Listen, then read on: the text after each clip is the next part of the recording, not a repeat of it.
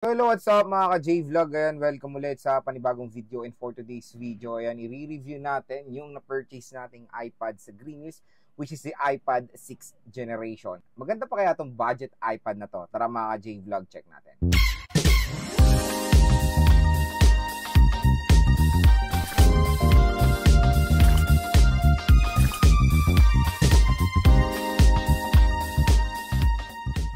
Nga mga J-Vlog, ito nga pala yung na-purchase nating iPad 6th generation sa Green Hills. So ito siya. Ayan. Color silver yung na-purchase natin. And yun. Shoutout sa mga nakanood ng pagbili ko nito sa Green Hills. Siyempre, binili natin to. Wala nang iba kundi sa trusted nating seller sa Green Hills, kundi si Ate Mayet sa CMB Gadgets. Pero meron pa pong mga ibang shop na trusted natin. Una-una sa Malin Gadget Shop kay Ate Malin, and of course ZMB sa Fine Accessories kay Ate Annette. And yung mga Facebook pages sila nasa description box kung interested kayo mag-purchase ng mga iPads. Available naman po mga iPads doon sa mga shops na yan. So, mamili na lang kayo kung ano napupusuan yung shop. Okay. Ang presyo ng iPad 6th generation before, nung SRP niya, na-release pala siya yung year 2018. At pagkakalam ko dati, nag-range to sa 20 to 30,000 pesos depende sa kanyang storage or variant.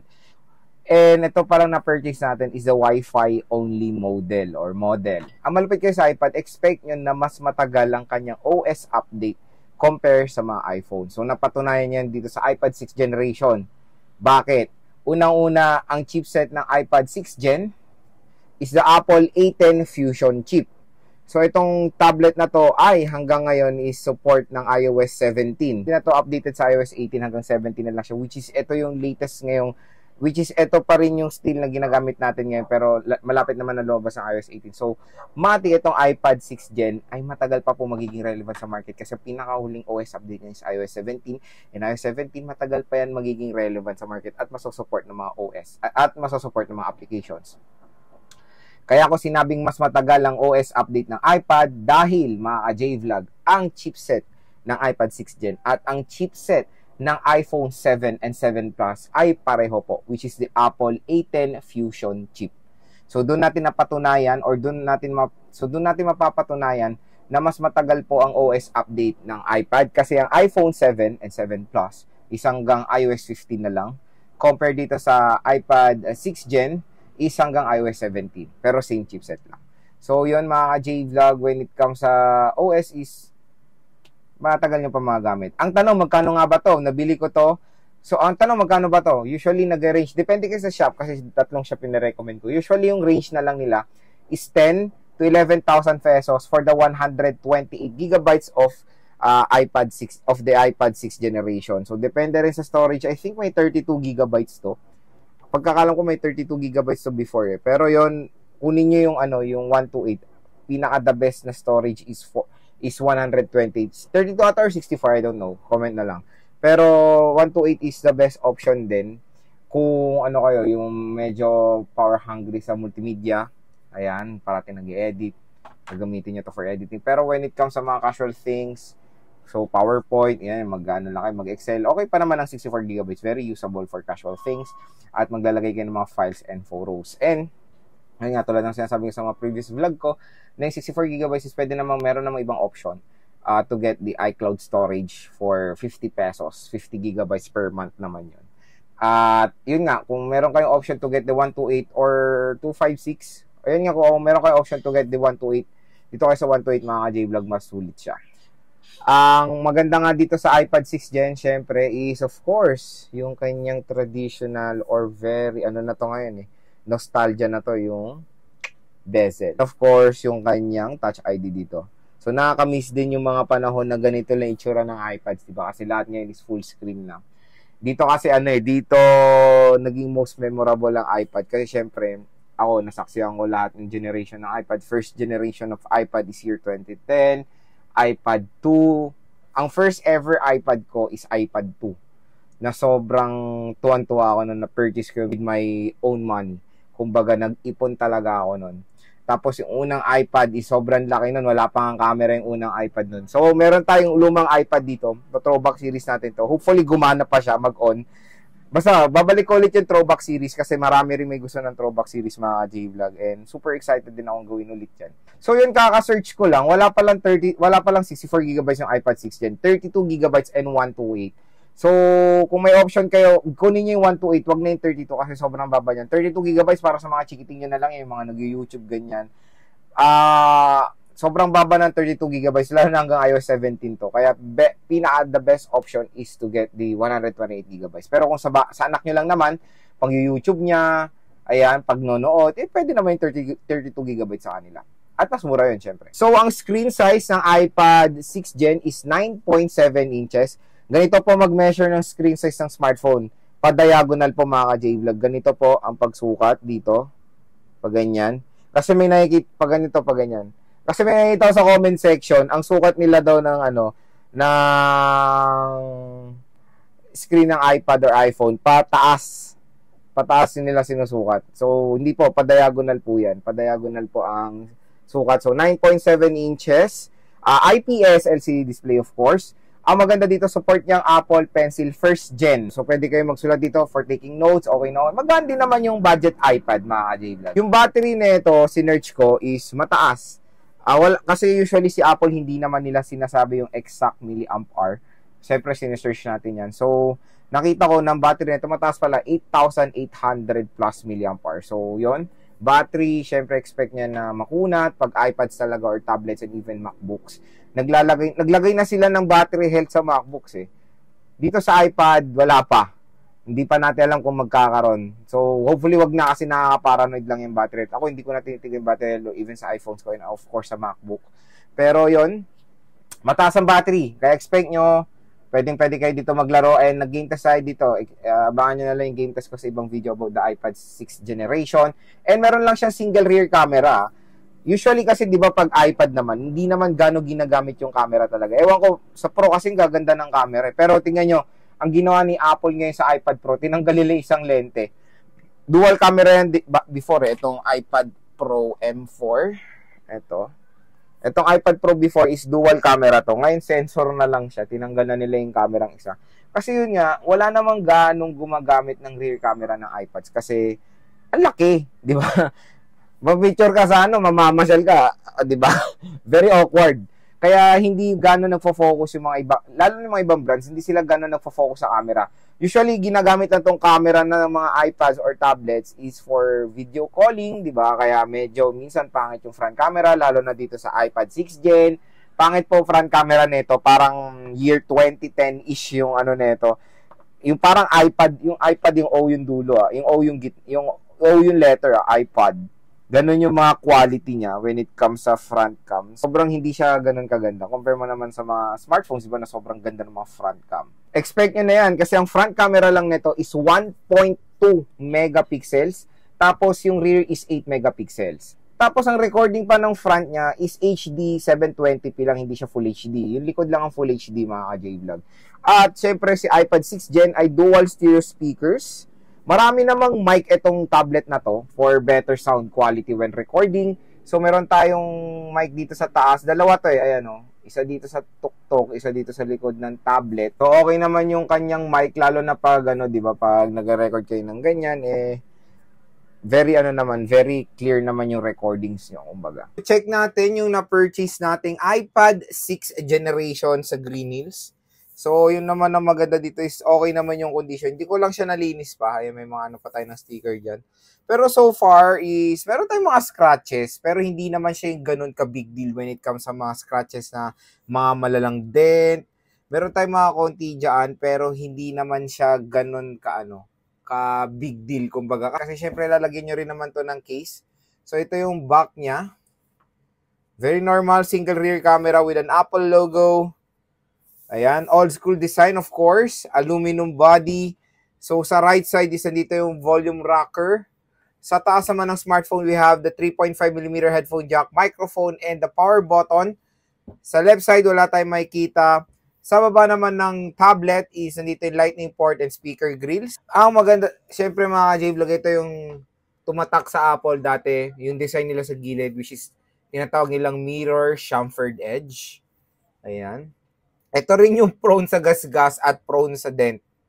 yung mirror chamfered edge. Pero nagbibigay yan ng magandang itsura sa mga iPads or even iPhone. So, nag-start yung mirror chamfered edge sa iPhone 5 at ito nga, tingnan nyo to ito yung sinasabi ko sa previous vlog ko. Pag tinignan nyo to ng actual is makikita nyo dito is parang may gap siya between the LCD and yung screen. So, hollow kasi to. Ang mga ngayon, modern iPads or even the iPad Air, even the modern 10th gen, ganito siya. Meron siyang gap between the LCD and the screen. So, pag tinap nyo ganyan, parang may hollow something na parang may gap nga. Pero yung mga mas mahal na iPads tulad nila ng iPad Air and iPad Pro ay naka-laminated na yung display nun. So na siya for more mas magandang precision yung sa Apple Pencil. Wala siyang gap between the LCD and the screen which pag laminated display. Mas maganda yung pag sulat nyo sa Apple Pencil. Dito kasi pag nagsulat kayo sa Apple Pencil, ayun nga parang may may gap talaga yan, no. So, expect niya sa mga budget iPads. Pero itong iPad 6th generation, tingnan nyo naman yung design. Nakakamiss din yung ganitong design, of course. Yung merong malaking bezel, na merong Touch ID. At, ang maganda dito sa iPad 6th gen is ang last generation niya for OS is iOS 17. Grabe, di ba? Ang tagal din na support to ng OS update. And wala pong battery health ang mga iPads, mga J-Vlog.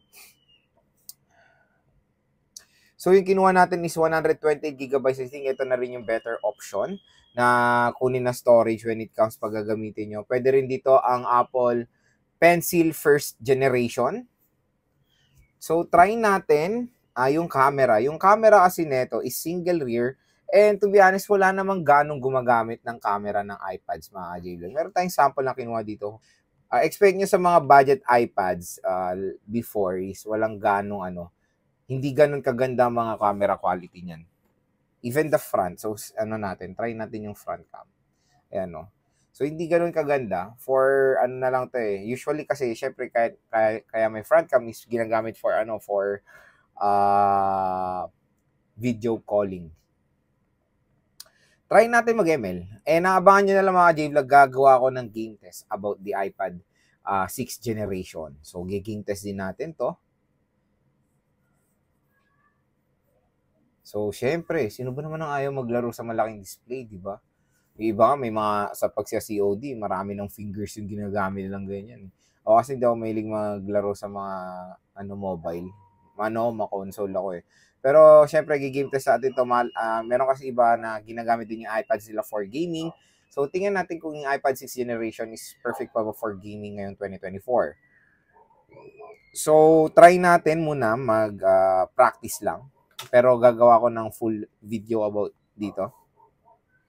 So ito yung settings, outline on, shadow on, HD mode naka-on, refresh rate high, and graphics ultra. So try natin maglaro sa practice. Kaya kung gagamitin nyo tong iPad 6th gen, panigurado mga ka-J-Vlog is matagal nyo pa ito magagamit kasi ang last OS na ito is iOS 17. Marami pa po support ng mga applications, games, at marami pang iba itong tablet na to. So, very very new rin sa akin maglaro sa tablet. Pero, yun, syempre pag sa tablet, mas malaki yung yung viewing experience. Pero iba kasi hindi sila comfortable maglaro sa tablet. Yung iba naman na-enjoy. Usually, ang perfect screen size na tablet for gaming is yung iPad mini.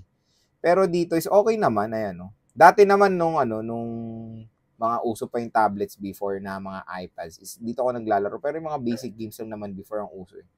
Ayan, kung makikita nyo, meron tayong mga few frame drops while playing Mobile Legends sa mataas sa settings dito sa iPad 6th Gen. Uy, muntikan pa tayo matalo ng Pero yun, may mga konti hiccups, pero siya, na-manage siya naman. Playable naman siya. Ang maganda kasi dito is ang laki ng display niya. So kung ML lalaruin nyo, matik kaya niya to mga J-Vlog. Kayang-kaya niyang i-handle to.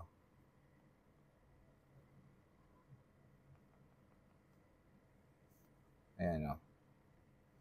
May konting mga hiccups lang from time to time. Pero super saglit lang. Gumabalik din naman siya sa magandang performance.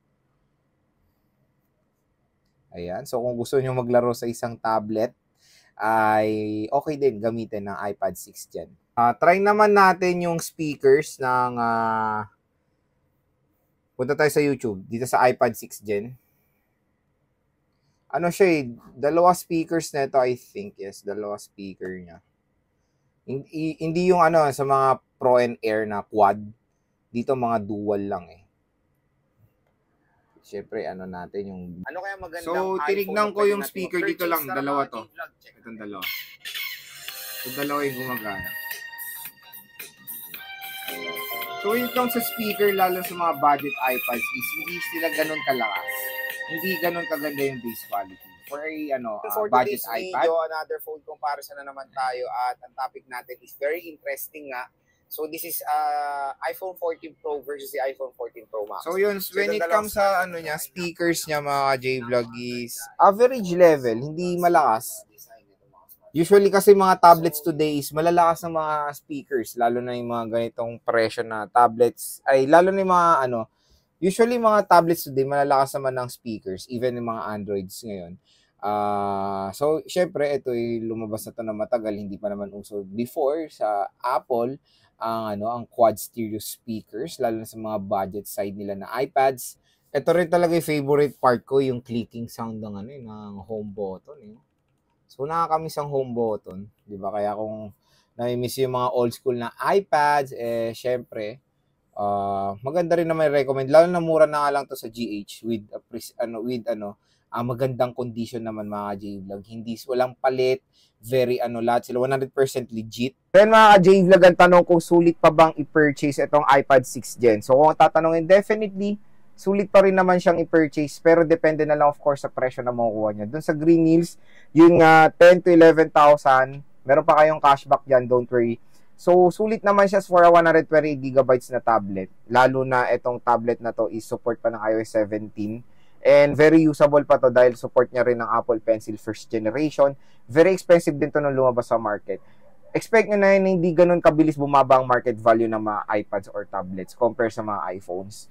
Kasi syempre bibihira lang mag-release minsan si Apple ng iPads. Hindi sila every year nagre-release ng iPads na generation. For example, yung iPad mini, napakatagal na nun, 2021 pa, wala pang bago talagang labas na generation nun.